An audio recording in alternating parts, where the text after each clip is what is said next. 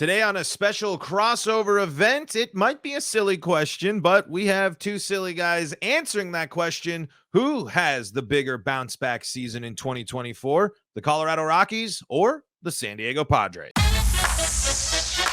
You are Locked On Padres, your daily San Diego Padres podcast, part of the Locked On Podcast Network, your team every day.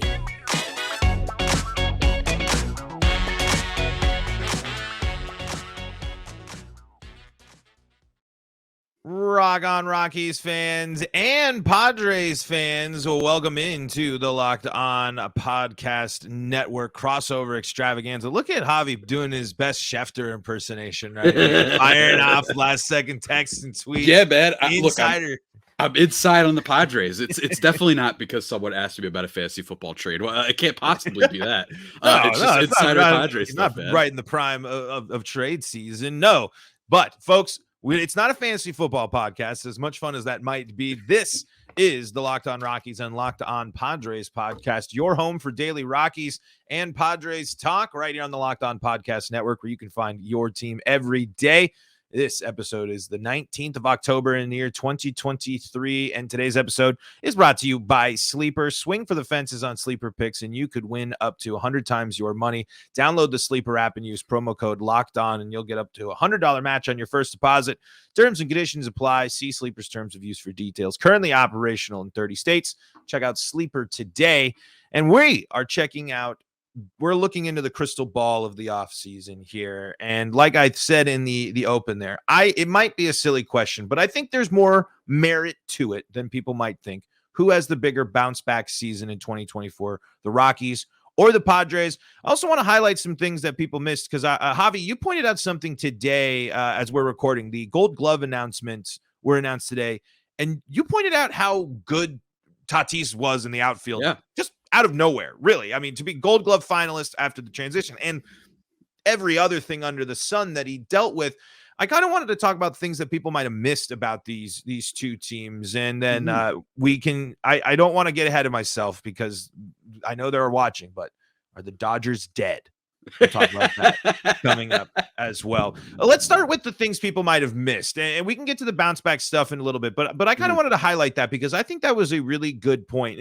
And I think the Rockies have some similar storylines. Most people are like, "Wow, the Rockies were terrible this year," but there's some things in there people might have missed. What kind of else, like the Tatis thing? And tell me a little bit about Tatis in the outfield. What worked for him out there, and what other things were pleasant surprise or maybe not so pleasant surprises about the Padres this year?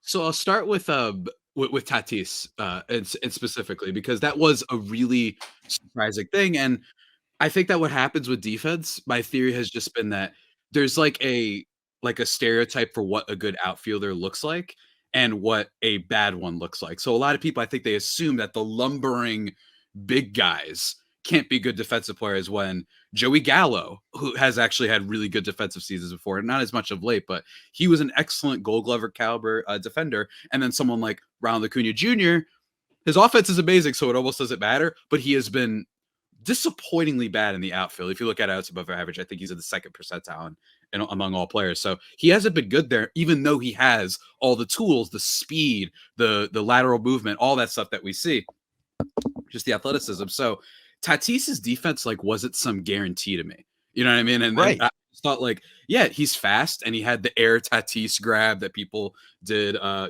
bunch of shirts for and whatnot. But like I said, Aaron Judge, people wouldn't think he's a great defender. He's amazing. And Tatis just completely, immediately was great in the outfield. And I think that it was a little bit of a surprise. He's always had the talent. He's always had the speed. He has incredible arm strength. But he showed it off a lot this year. And I think that one of the reasons he led all of Major League Baseball in defensive runs saved, especially, was because he threw out so many guys. And I don't know if he'll necessarily lead again, because I think defensive runs saved for outfielders might be an area that might be inflated a little bit when you throw out people. And when people know officially now Tatis can throw you out, you might get less opportunities. You know what I mean? There might be less people who test that arm now. It's like when they show you some broadcasts, the green light, yellow or red light, depending on who is in the outfield. Tatis is clearly going to be a red light now. And he also tracked the ball really well. He made some good catches. he was just so loose out there, and it kind of accompanies his play style. Like, he's a loose guy, so why have him in the infield? Have him in the outfield. And well, I would push back against the idea that Tatis was a horrendous shortstop. I think that gets overblown a little bit. He struggled for sure, but he had all the tools. Yeah, easily one of the best developments in general for a really bad Padres team was Tatis's defense for sure, man. And I am very grateful. Very grateful, and he's probably going to run away with the Gold Glove for right field, as he was just nominated along with, I think, Lane Thomas and then Mookie Betts. Yeah, I mean, it's and I think it's big for him this year because after everything that happened and personality, whatever you want to say about personalities or anything like, but just after the offseason and the off the field stuff, kind of showed that he was, hey, I'm in with the Padres. Like, they want me to change positions. I'm going to go out and do it, and not only do it, but succeed. So you have to feel confident in that, and you kind of have to, has to lead into other things. I mean, Manny Machado played a pretty good third base this year as well. I mean, were you surprised that he wasn't a finalist over there at third base? I mean, a pretty loaded class, and on top of it, the Arenado streak over as well. And how much that's a great point. The award? I mean, me as a Rockies fan, I did a whole episode where it's like, put all the context you need in there, sure, but it still feels pretty good to say these players were some of the best in the biz. Yeah, and it's so funny that Arenado is in there, that a lot of Padres fans are probably like, oh, duh, of course the 1 year Arenado isn't there, and there still can't get any love there. In fairness, this wasn't like Machado's greatest defensive season. Did he get snubbed? Maybe it was like Ryan McMahon, Ke'Bryan Hayes, and Atlanta's third baseman. Austin Riley. Okay. I mean, if you were just to look at defensive runs saved and outs above average, which I've already cited, Manny had less defensive runs saved than Austin Riley, 9-4, but then outs above average, he was 11-0. So you could argue that maybe Manny should have been on there. After Manny's season, I'm not exactly in the greatest spirits to like be valiantly defending him because he was so disappointing.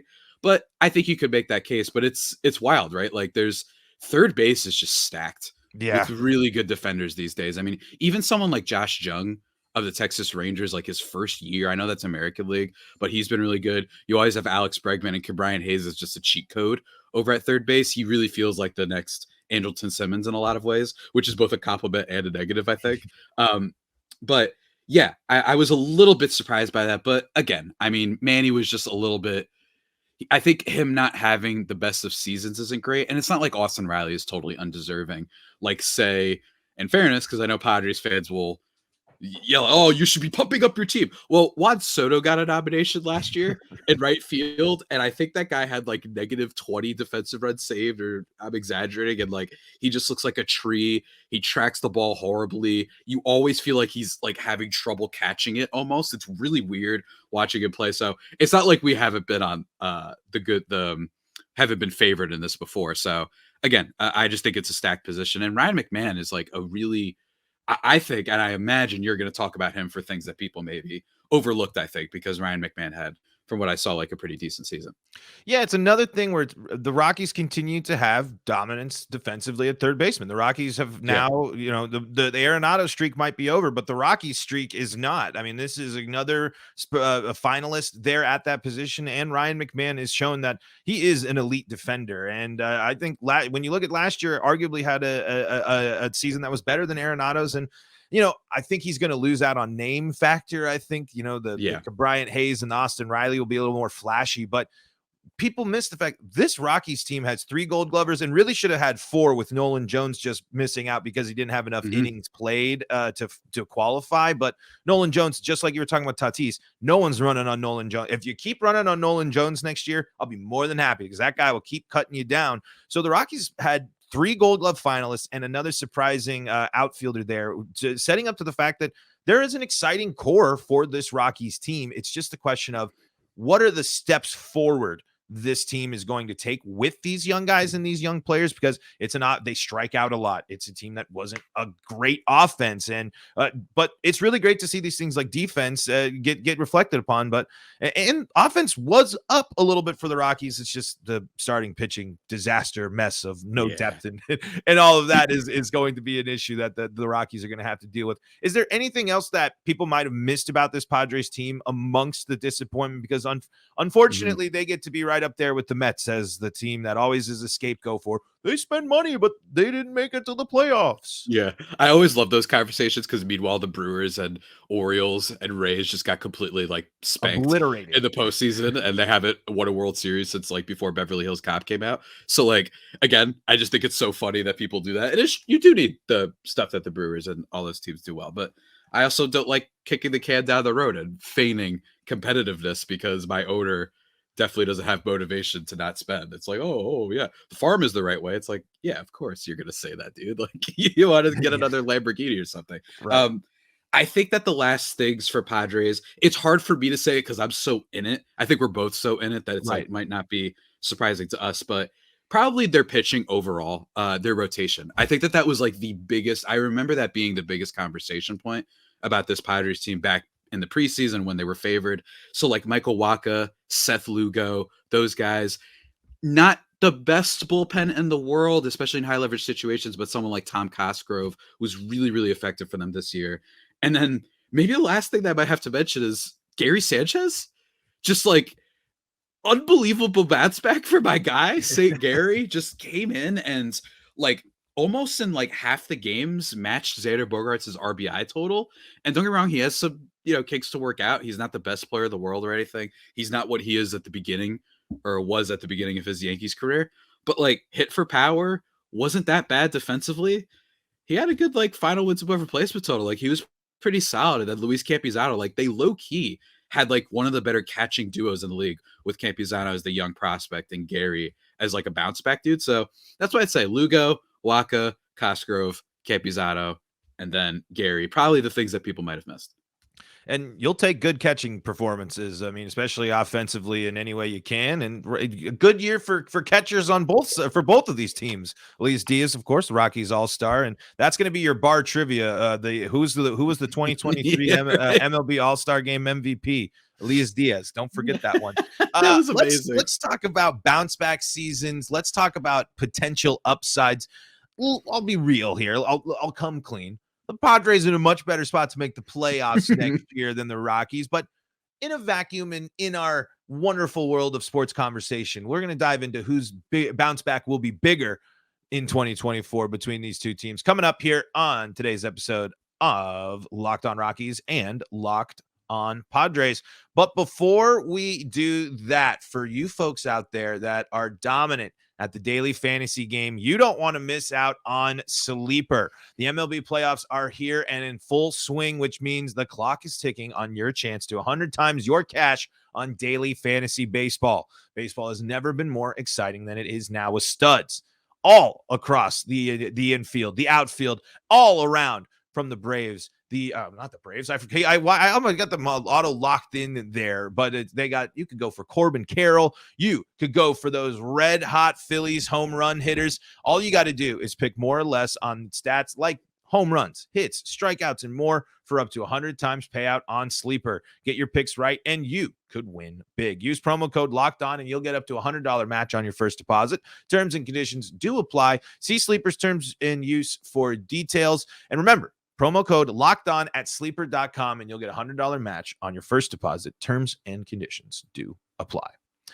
All right, folks, this is the Locked On Podcast Network. I'm Paul Holden, host of Locked On Rockies. Javi Reyes, the host of Locked On Padres, the most fun Padres podcast out there. Willie, how many times did you have to wear a Jester's hat this season? Say that one more time. My apologies. That was totally all right. That fantasy football trade locked in. The discussions are so intense. I'm curious who it is because that's a big name trade. I was curious how many times you had to wear your iconic Jester hat this season. Oh, so that's a great story because for most of the year I wore it, and then I think people started getting mad, so then I retired it for a little bit. They went on a tiny decent 1 week stretch, and then I vowed that I would only put it back on. I think it was after they were officially eliminated. That's what I did, and I haven't worn it since. I still have it right here. Don't get me wrong, I still have the Jester hat. It's still hanging out, but I don't know. It was just it felt like Jester wasn't even enough. Mm-hmm. You know, Like, it felt like it wasn't enough because I did it in 2021 when they had their famous collapse. And this year it was just like incredible how like I couldn't even have fun with the team. You know, like I know we Oh, talked I about can the feel that. yeah. Like, don't get me wrong, I know we just talked about some of the things that went well, but it was really incredible how allergic they were to winning. And I'm not just talking about some of the games against the Rockies, which is a team that they've struggled against these past few seasons, especially. So like 2021 through 23. But it's just like no like juice. There you never felt, and the amount of times I would see like Petco sold out and like cheering, and then it's like first and second, nobody out. Here come your stars up to the plate, Xander, Tatis, Soto, Manny, and they would get like a double play and a pop up. Like every time, it just sucks the life out of you, man. Like seriously. So I think I even want to give them the satisfaction of the Joker jester persona that I'd cultivated over these past few years, and I just was really in a bad spot. And I'm hoping they bounce back. And I know we're about to talk about that, but my lord, man, they put us through the ringer, and it sounds weird, but especially for a team that had a plus 90 run differential and 82 and 80, but oh my gosh, it's just like they were begging for teams to overtake them in the playoff race, like begging, absolutely begging. Well, I think that's a good point. I mean, for Rockies fans, of course, this year worse than any other year. It is never, you have never watched more losses than it, but at least we had the context of the second half of the season. I'm watching the young guys. You're encouraged by the trade deadline move. If I was watching CJ Cron bat for the Rockies in the middle of September and Randall Grichuk in the lineup, I would be in a much different mindset about where the Rockies are at. And that's why 2024 for the Rockies is going to be good, just because we can have these guys and they're the starters there. We know what we got, and we'll see what steps forward they're going to. I don't think they're winning. I think they might avoid the 100 losses, but it's still going to be really tough. But when you are a Padres fan and when you've seen the moves that they've made now for years at this point, it's, since they've really believed in buying in and going after people and making big trades, 82, that's not enough. That's not enough to win 82 games. I mean, it's not enough to be missing out on the playoffs at this. So in a way, I think it's more frustrating to be a Padres fan because, well, I guess there's two ways to look at it. I believe that your team will have bigger, more quick fixes and better adjustments to just their overall a team, whereas the Rockies still kind of feel like they're on a wing and a prayer, and they're hoping for this.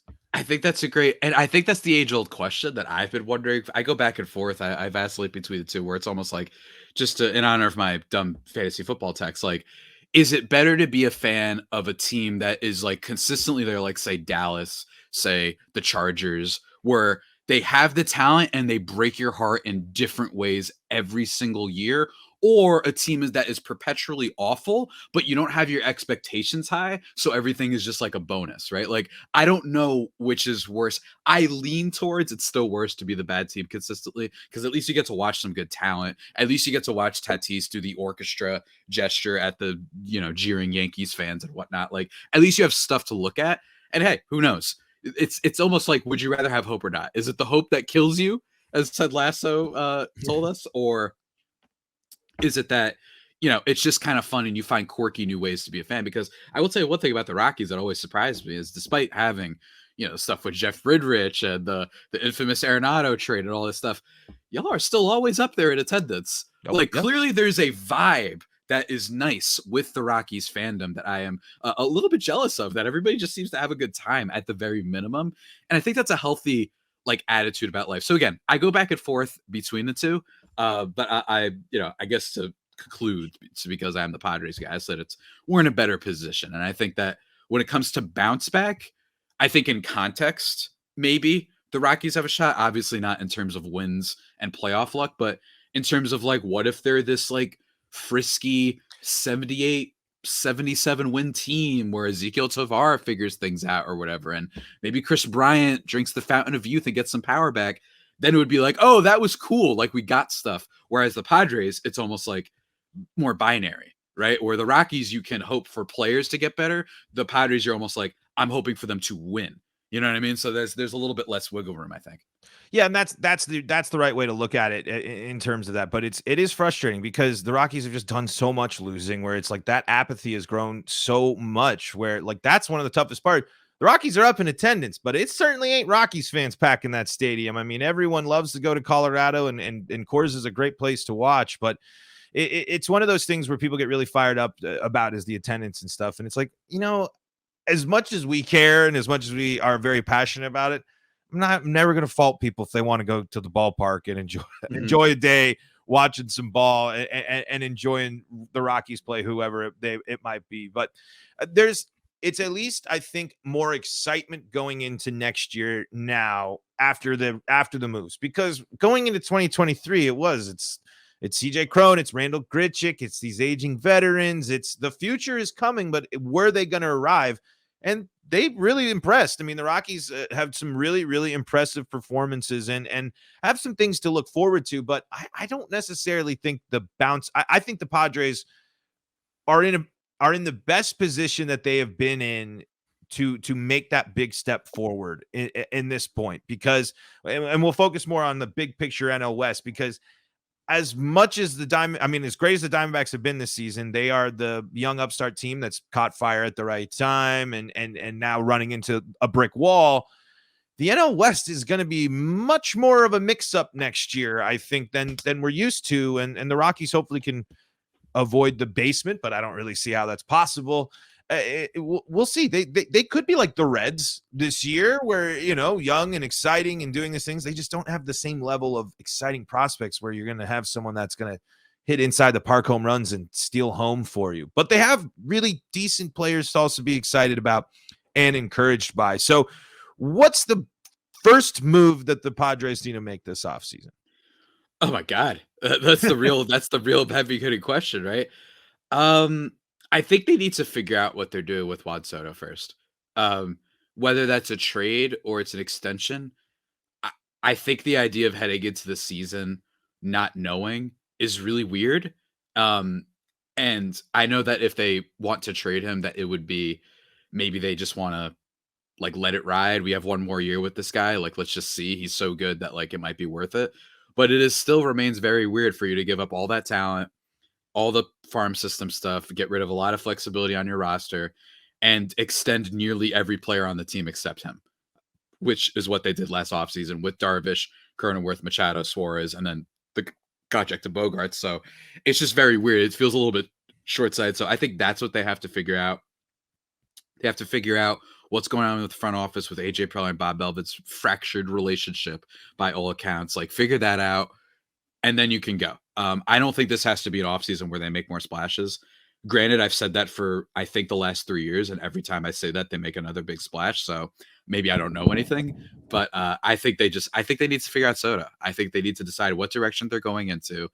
And if they do that, then everything else opens up. It's like the first domino to fall. If you extend him, then it's like, all right, cool.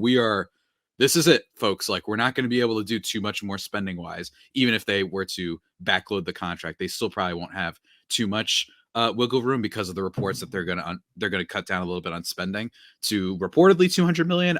That's fine, by the way. It's totally fine. But I don't know. What if it's lower than that and we don't realize it? So we'll see, because the winning hasn't exactly been there with the spending. So I think Soto would be the number one, though, for sure. Yeah, big question mark there. I mean, just big name like that and contracts, and I mean, get a little bit of that investment back potentially. Mm-hmm. Who knows? But let's zoom out a little bit and let's predict and talk NL West and see how legit we think some of these teams are in segment number 3. But before we do that, we got to tell you about the Jace case and Jace Medical. The Jace case has you covered in situations where you might not know where you're going to have access to certain antibiotics. It has you covered with all sorts of great antibiotics for you, your family, whoever might need them. And we got a deal as well on this product for you. Things like natural disasters, pandemics, all sorts of stuff. can get and cut you off from the treatment you need. Jace Medical is your solution. Just fill out their online form, and one of Jace Medical's board-certified physicians will review it to determine whether medications are safe and appropriate. Then Jace will send your prescriptions to one of their partner pharmacies, where your order will be filled and mailed directly to your home. You can also send your physician a message for answers for your treatment-related questions at any time. Everyone should be empowered to care for themselves and loved ones during the unexpected. That's why Jace Medical offers the Jace case. Save more than $360 by getting life-saving antibiotics with Jace Medical, plus an additional $20 off by using the code LOCKEDON at checkout on jacemedical.com. That's JASE medical.com. This is the Locked On Podcast Network, Locked On Rockies, Locked On Padres, inside Padres fantasy war room here as we continue to monitor trade watch here for Javi. Javi, are you close to your deal here? Have you been able to get the deal done? Not the episode. It might happen. It might happen, but I'm more focused on this because I was actually thinking about this. I had to check what the Dodgers standings and numbers were because let's declare it. Let's be the homers, Javi. Let's do it. Let's declare the Dodgers dead, even though I'm still terrified of them, even though they're still probably going to win the division, even though I still believe that they will restock that pitching rotation. Mm-hmm. Are you ready to declare the Dodgers dead? And you know what? They might be. I know I'm yelling from the basement down here, but I'm sorry. They are a disappointing playoff team. Yeah. Oh, 100%. Dude, don't feel any shame. And one thing I've noticed, I haven't got any Dodger and I'm not saying this as like to make a generalizing statement on Dodgers fans as a whole, but like I do get like comments on my YouTube channel frequently enough that have nothing to do with the Dodgers, where it'll be like Padres disappoint in another series, and it'll be like, hey, the SD stands for what I forgot what it was, some really horrible, like dumb comment. Like it wasn't even like mean, it was just so cheesy. It was like, and the SD stands for standing down. I forgot what it was, but like just a lot of comments, and none of them have commented lately. So I find that very amusing. They're Peyton Manning. It's as simple as that. They're Peyton Manning. Dare I say James Harden. They just choke in the playoffs every year. And this is why I have the Dodger fans are not even remotely close to worst fan bases in sports. Not even close. I think the Atlanta Braves took care of that notion last week. And there's much worse than even them. But they really like acting, and I've said this a lot, like the 90s Yankees, winning 4 out of 5 years. It's like, y'all got the regular season stuff. You have an unprecedented ability to turn players that no one's ever heard of, James Outman being one, and players who everyone gave up on, Jason Hayward being this year's example, into quality players. But then you get into the postseason and the Arizona Diamondbacks, who but I'm pretty sure the last time it's the format. It's the format, man. It's the format. Then why were y'all losing before this? Man, Clayton Kershaw coming out here looking like me if I was pitching in the first inning. Like it's just that's all they do. This is why I am literally. Am I scared of them in the regular season? Abso-friggin-lutely. I do not want to face them ever in the regular season. Oh, they could sign Ahmed Rosario and they'll make this guy good, right? They could sign Trent Grisham and he will turn into Christian Yelich in 1 year with them, right? Like they deserve a lot of credit, and I don't think this has anything to do with their team building. It's just that as a team, for whatever reason, I personally find it funny that Dave Roberts is just going to once again be their manager. I'm not saying it's his fault. I would just think that considering your only time you didn't choke it up was in a truncated season, and I know that the Dodgers fans love to flex that they beat the Padres that year when our top 2 starters were both out. Again, congratulations. So that would be my take on the Dodgers. It's just like, you're just not going to do anything again. You're just going to keep Roberts. You would think that with all the choking that they'd be like, Dave, we love you. The players love you, but we're just going to try something new now. Like, we're just going to try and bring in a young guy, whatever, and just see what happens. Maybe it blows up in our face, but at least let's like try instead of whatever Einstein said about the theory about going insanity, right? Like, it's just hilarious. They do this every year. They got swept, Paul. Yeah, swept. So leading into that, how legit are the Diamondbacks? How legit are the Diamondbacks? I think legit. I don't know if they can carry it year to year. I'd be very curious. No, they're a team like they're like the Rockies, where they'll have a good window, but XYZ is going to happen and it'll be tough, but they're a good team. But I'm not going to sit here and ready to say that they're going to run. I don't think they run the NL West next year. No. I just think that the Dodgers will find new players, and frankly, I'm wondering if the Dodgers will be more incentivized to spend on a big pitcher. I have nightmares about the possibility of them getting Blake Snell, and me having to watch him pitch against us would be probably one of the most just frankly hurtful things that could have possibly happened to me hosting this show. It will hurt so much. I would literally rather them sign Mac like prime Garrett Cole, just because at least it's like I have no attachment to him. You know what I mean? Like that I would much prefer that. But yeah, I mean, can they still win it next year? Yeah. But in terms of the NL West gambit, Giants are always a sleeper because they literally tried to go for Correa and Ohtani last year. I'm not Ohtani, Correa and Judge last year. So they clearly are showing that they're ready to spend. They just got rid of their manager. Like they're ready to make moves. They just weren't able to do it last year. So I definitely keep an eye on them. I think the D-backs could at least be regular season good again. So maybe they won't run it. And if you're just hopeful that the Padres won't go 6-38 or whatever in one-run games, that they should bounce back too. And maybe the Rockies can be more frisky. So yeah, this is a funeral for the Dodgers, at least for this year. I am dancing on their grave. I am the meme of the guy standing at the funeral, saying I just showed up to make sure they're dead. That is 100% me, and you probably too. 100%. It's just like, it's the word. Hey, Snydog, where you at? Hey, Jeff Snyder. Unfortunately, I'm gonna have to show my face in the preseason like group pod. Right. Every time I've talked smack about the Rockies, it's just gotten worse and worse, and then we just have to deal with, oh, look, we just got all these people taking and then we're gonna turn this guy around and look at this farm system we have. Look at this depth, and I'm gonna be wondering who the Rockies' starting two pitchers are because we still have them recovering from Tommy John. So Chase Anderson and Ty Block again. Here we come. I think the West will be is still open to a change at the top, but the Dodgers have to be not. It's a very cliche thing, but until it happens, I'm not counting against it. Like until they lose and until it's the end of the season and they're fighting through a wild card, which I think would be terrible for them.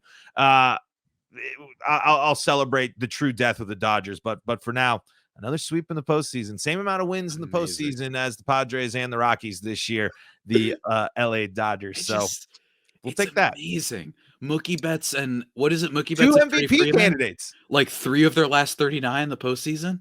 Yeah. It's like, and Betts was amazing their first year in the playoffs. He's part of the reason they won. It's like, did he stay there too long so the Dodgers choke stink has even attached to him? I just, it's unbelievable how they keep doing this, man. Again, regular season, no team I fear more. Playoffs, I'm not kidding. You could put the Royals up against them, and I think that they would have a shot. For whatever reason, they dog it, and it is exactly why you cannot place them in the same breath as many other teams. And frankly, yeah, it is an indictment that the one time they didn't choke was in the shortened season. It's hard to stave off the allegations, but that's the only time that you were able to do it. So, yeah, I mean, clearly, I mean, it's say what you will about the Astros. They are at least making it consistent, and they're at least going back and doing that. They might be the villain, and we know the story, but 7 straight ALCSs ain't any, and multiple World Series appearances and World Series titles in that time. As I'll put the verbal star next to it, as we all do. But Javi, wonderful as always. Let's wrap things up. Where are the people going to get all their Padres knowledge throughout the offseason? Where do they go to stay up to date with you and all things going on in the world of Javi? I'm so glad you asked. At Javipedio on Twitter for my personal account, and then at @LO_Padres. Go check out the Locked On Padres account because I have a pinned tweet for mailbag questions. So I will solicit those from anyone. Paul, you could ask a question too. I don't care. Go ahead. Well, I just asked a bunch of questions. Yeah, I know. But if you want to throw another one, why not? Leave them in the comments, whatever. And they could also be on other things. It could be on other teams, general baseball, and just, I don't know. You could ask me about your thoughts on Spider-Man. Spider-Man 2. I mean, it comes out, man. Right One here. day, maybe. Right around the corner. Yeah. Oh, yeah. It's right here. So as we're both PlayStation nerds, you guys can ask me about that. Whatever. I don't really care. Just been a long time since I did a mailbag. And then, of course, Locked On Padres on YouTube as well.